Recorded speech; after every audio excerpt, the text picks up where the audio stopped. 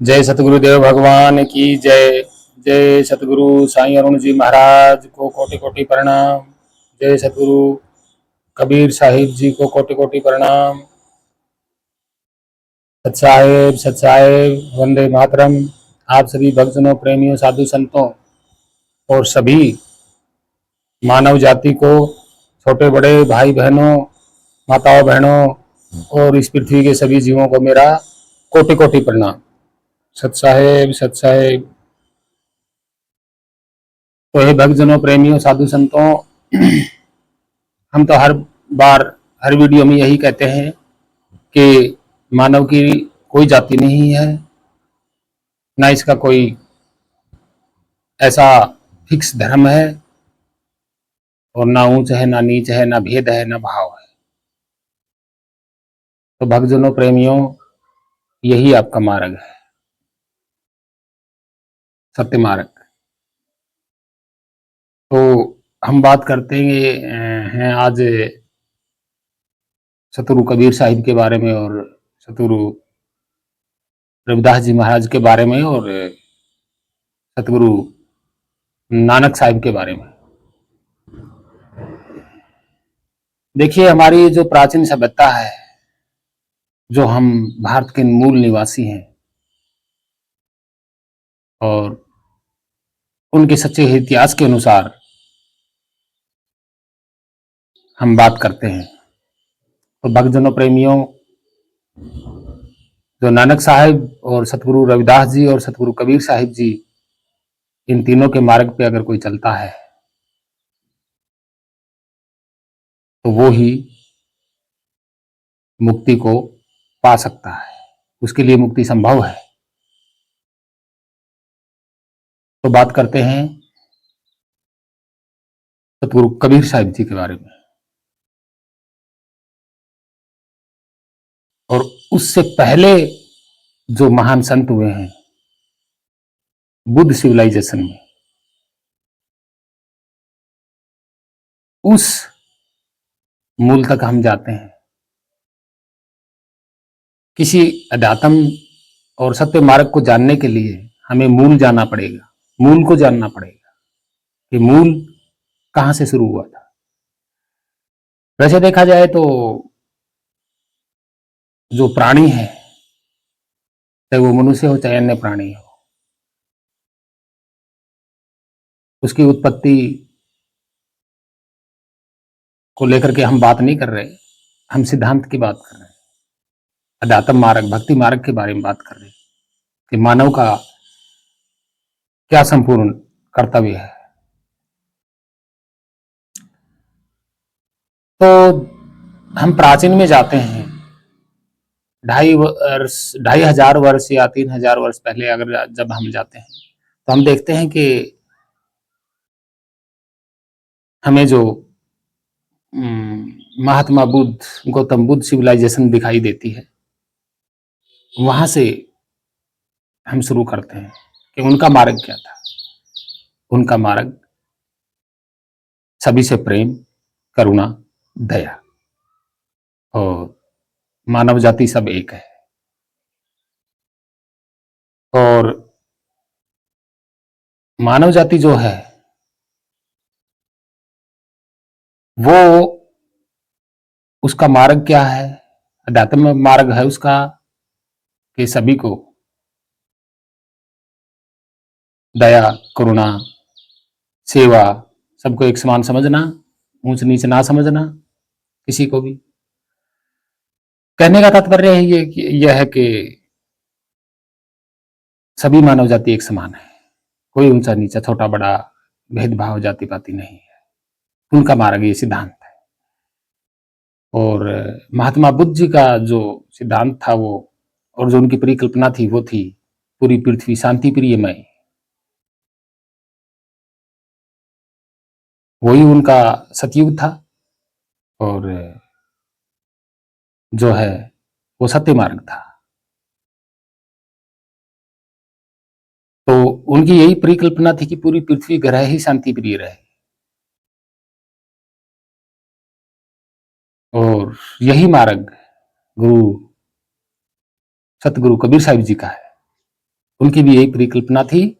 जम्बू द्वीप, उन्होंने बोला है अपनी वाणी में, जम्बू द्वीप, अमरपुरा,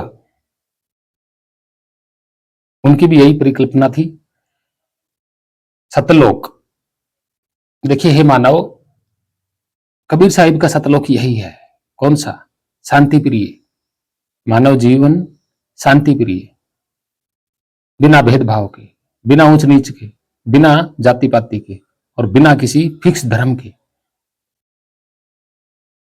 सतलोक कहीं बाहर नहीं है। ये सब भ्रांतियां हैं, लोगों ने पाखंड फैला दिया कि सतलोक कहीं दूर जाकर के, नहीं, शांति प्रिय, क्योंकि वो तो सतलोक में जीते थे। कबीर साहिब तो पूरी जिंदगी सतलोक में जिए। वो तो सतलोक का मतलब है शांति प्रिय, करुणा, दया, शांति से रहना, सबको एक समान समझना, यही उनका सतलोक है। और सतलोक में कौन बैठा है? कौन बैठा है सतलोक में? यानी कि इस पूरी पृथ्वी, यानी कि पूरे अनंत ब्रह्मांड में कौन है? शब्द स्वरूप परमात्मा।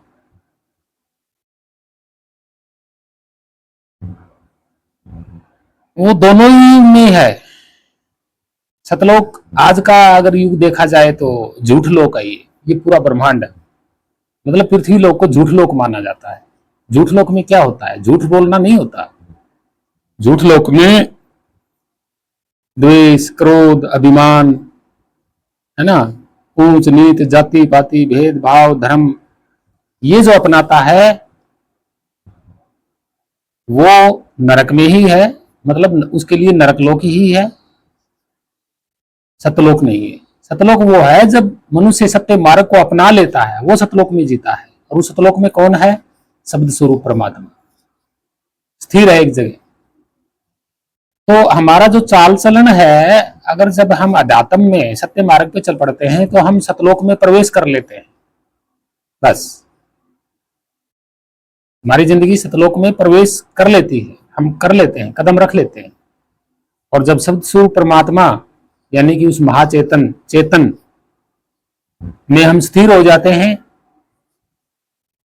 तो बस इसी का नाम सतलोक है।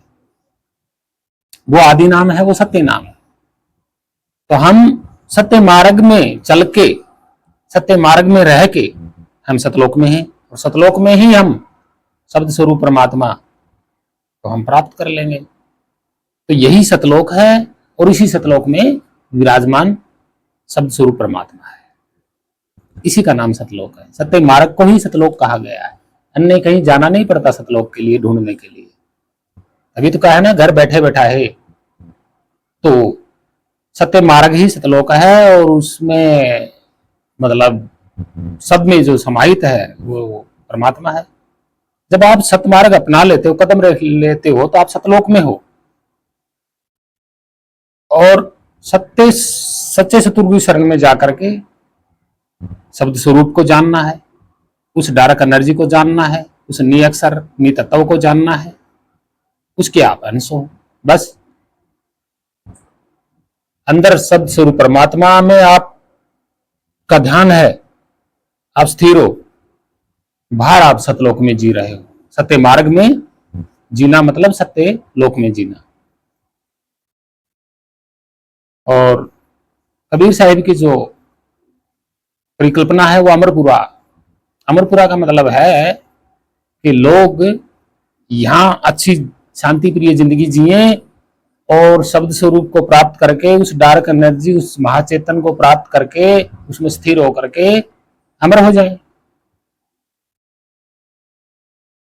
अब इसका मतलब क्या बनता है? इसका मतलब ये बनता है कि सभी मानव एक समान रहे, एक समान देखें, एक समान आपस में जाने, दया करुणा भेद ये जो भेदभाव है ये ना हो, दया करुणा प्रेम सेवा ये हो, मिल बांट के रहें, कोई भूखा ना सोए, सबको अन्न मिले।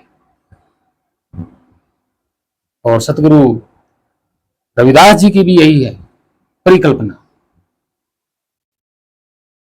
कि सभी एक समान रहें, सबको अन्न मिले।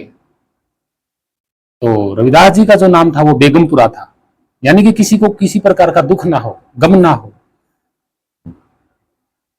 बेगम, सब जिए एक समान, सबको समान देखा जाए, समानता से रहना, कोई भेदभाव नहीं, कोई जाति पाति नहीं, कोई ऊंच नीच नहीं, सबको अन्न मिले, सबको रोटी मिले। ये सतगुरु रविदास जी की परिकल्पना है। नानक साहब ने अध्यात्म मार्ग अपनाया। नानक साहब के पास बुद्ध मार्ग भी है, कबीर साहिब मार्ग भी है, सतमार्ग, और रविदास मार्ग भी है, सतमार्ग। तो ये मार्ग किन्होंने अपनाया? गुरु नानक साहिब ने अपनाया। गुरु नानक साहिब का यही था कि कोई भूखा ना रहे, कोई प्यासा ना रहे, किसी को कोई दुख ना हो। तो आज आप देख रहे हैं, आप लोग पंजाब में सिख नानक साहब के रास्ते पे चल रहे हैं। वहां भंडारा इसलिए लगता है, लंगर इसलिए लगता है, कोई भूखा ना रहे, आराम से रहे, किसी को दुख तकलीफ ना हो, शांति प्रिय रहे। यही नानक साहब का मार्ग है। तो भक्तजनों, प्रेमियों, समझ रहे होंगे आप। और जो इन रास्तों पे चलता है और जो इस मार्ग को अपनाता है, वो सतलोक में जीता है, सतलोक में है। और आत्मचिंतन यानी कि चैतन्य का चिंतन, चिंतन का मतलब उसमें खो जाना, उसमें ध्यान स्थिर हो जाना। और ध्यान जब टूट जाए तो फिर से याद कर लेना उसको, और फिर जुड़ जाना, फिर से याद कर लेना, जुड़ जाना। ये चिंतन होता है, ये जप होता है, अजपा, यही भक्ति होती है, यही सिमरन होता है, कोई फर्क नहीं होता। और रही बात भाषा की, तो भक्तजनों, प्रेमियों, ना ही तो नानक साहब ने कभी संस्कृत पढ़ी, वो प्राकृत भाषा बोलते थे, और ना ही सतगुरु कबीर साहिब ने कभी संस्कृत बोली ना लिखी, वो भी प्राकृत बोलते थे, देसी खड़ी पूर्वजों की भाषा बोलते थे। और ना ही रविदास जी ने कभी संस्कृत लिखी और ना ही पढ़ी। तो आज पाखंडी गुरुओं ने तरह तरह की कहानियां जोड़ रखी हैं। देखो, सतगुरु रविदास जी के बारे में जब हमने सत्य इतिहास जाना तो पाया कि उस समय संस्कृत का इतना कोई बोलबाला था ही नहीं, कोई जानता ही नहीं था, ना लिखना जानता था, ना पढ़ना जानता था। सिर्फ प्राकृत बोलते थे, प्राकृत ही लिखते थे, मतलब लिखते हिंदी थे, लेकिन जो भाषा बोले जाने वाली जो भाषा है वो प्राकृत होती थी। प्राकृत मतलब धम, ब्रह्म लिपि, जैसे पाली, ये लिपि होती थी, बोलने में आती थी, ये लिखने में तो हिंदी लिखते थे। खड़ी बोली होती थी उनकी, बिल्कुल देसी। और सतगुरु रविदास जी और सतगुरु कबीर साहब और सतगुरु नानक साहब के जमाने में मूर्ति नहीं थी, क्योंकि पाखंडवादियों को मूर्ति बनानी ही नहीं आती थी, चित्रकार जो थे ही नहीं जो वो किसी की मूर्ति बनवा लें। ना वहां पत्थर की मूर्ति थी कोई उस वक्त में, अगर थी तो महात्मा बुद्ध जी की मूर्तियां थी उस वक्त में, अलग अलग जगहों में, हमारे पूरे भारत में। पाखंडवाद उन्हीं को यूज करते थे, काल्पनिक देवी देवता बना लेते थे।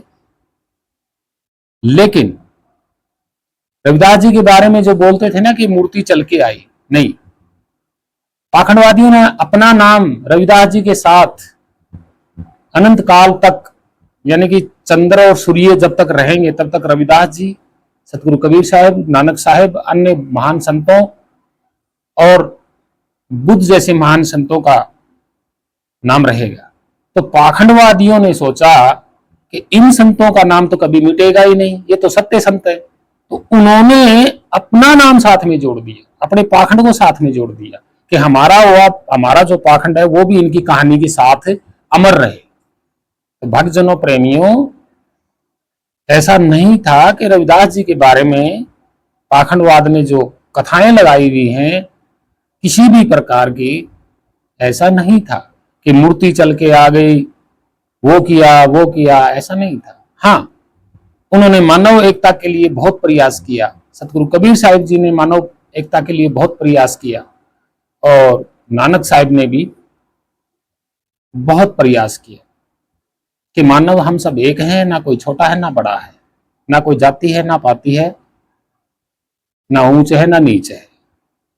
तीनों संतों का दातम मार्ग समानता, एक समान, शांति प्रिय मानव जीवन के लिए वो प्रयास किया। उन्होंने मानवता को एक होने का संदेश दिया। तो भक्तजनों, प्रेमियों, किसी भी महान संत के पीछे अगर कोई चमत्कारिक कहानी जुड़ी हुई है तो वो गलत है, वो झूठी है। आप भ्रम में ना रहें, क्योंकि चमत्कार को संतों ने कभी नमस्कार नहीं किया। चमत्कार होता ही नहीं था। अगर होता भी था तो वो काल और माया का संयोग है जिससे चमत्कार हुआ। लेकिन संत पुरुष चमत्कार को नमस्कार नहीं करते। वो सत्य को जानते हैं जो बदलता नहीं कभी, जो स्थिर है, आदि अनादि काल से अविनाशी है, जिसमें कोई परिवर्तन नहीं होता, जो अविचल है। संतों ने उसी को जाना है, उस डार्क एनर्जी को, उस चेतन को, उस सतपुरुष परमात्मा को, उस महाचेतन को, उस निअक्षर को, नितत्व को, जो स्थिर है, जो सबका सार है, सार शब्द। तो भक्तजनों, प्रेमियों, आपके समझ में आया होगा कि पाखंडवाद ने उस वक्त भी जो हमारे महान संत हैं उनका बहुत विरोध किया, और जब उनका विरोध विफल रहा, सफल नहीं हुआ, तब उन्होंने अपनी अपनी मनंद गढ़ कहानियां उनके कहीं जन्म पे लगा दी, कहीं कहीं कुछ लगा दिया, कहीं तो इस तरीके की न जाने कितनी कहानियां बना दी।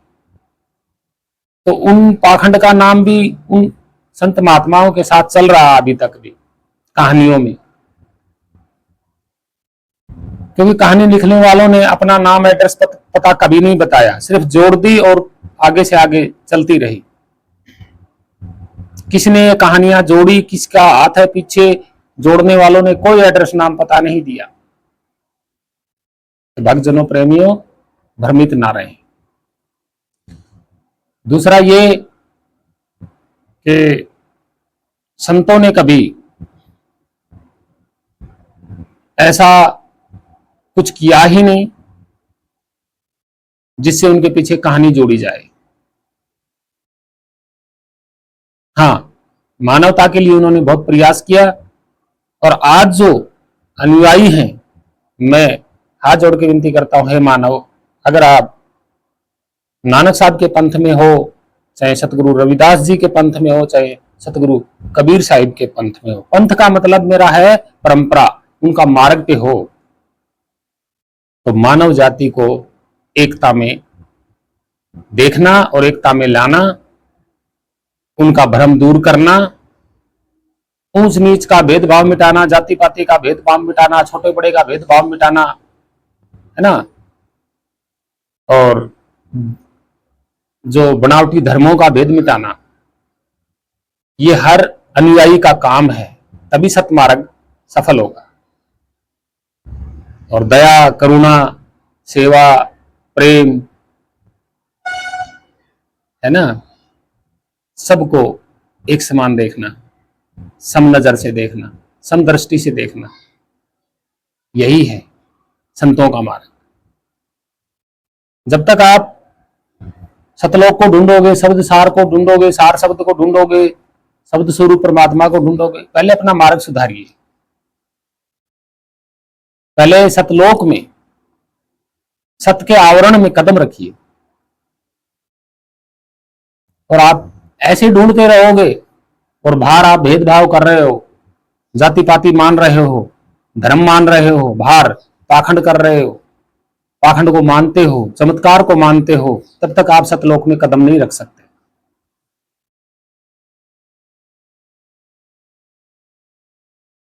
पहले मार्ग अपनाइए, सब कुछ अपने आप हो जाएगा, उसकी कृपा हो जाएगी, उस शब्द स्वरूप परमात्मा की कृपा हो जाएगी, संतों की कृपा हो जाएगी।